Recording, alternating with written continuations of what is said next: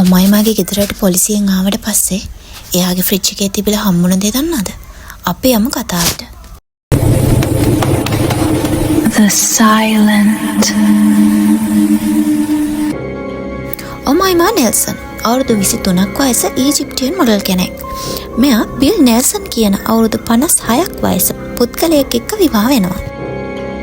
මෙයාලා ටික කාලයක් හොඳට ජීවත් වෙනවා. නමුත් ටිකෙන් ටික හැමදේම වෙනස් වෙන්න පටන් ගන්නවා.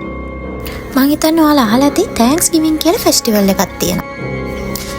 1991 තෑන්ක්ස් ගිවිං දවසේ අසල්වැසියන්ට කෑ ගහන සද්දයක් ඇහෙනවා. මේ සිද්ධියෙන් පස්සේ එකපාරටම බිල් අතුරුදහන් වෙනවා. මේ නිසා ඔමයිමගේ ගෙදර පරීක්ෂා කරන්න පොලිසියෙන් එනවා. ඔමයිමගේ ගෙදර පරීක්ෂා කරද්දී පොලිසියට මිනිස්සෙක්ගේ ඇගේ කොටස් හම්බ වෙනවා. ඒ වගේම බිල්ගේ ඔළුව ෆ්‍රිජ් එකේ දාලා තිබිලා හම්බ වෙනවා.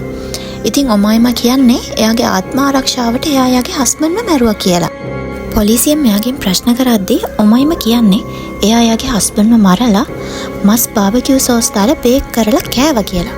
ඒ වගේම මේව පැණි රසයි කියලා ඔමයිමා කියලා තියෙනවා.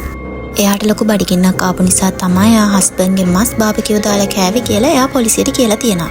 මේ සිදුවීමෙන් පස්සේ 1992 දී මිනිමැරීමේ චෝදනාවට ඇයව ජීවිතාන්තය දක්වා සිර දඩුවමට නියම වෙනවා. අද වීඩියෝ එක මෙතනින් ඉවරයි. ඊළඟ වීඩියෝ එකෙන් අපි හම්බෙමු. හැමෝම පරිස්සමින් ඉන්න. See you soon.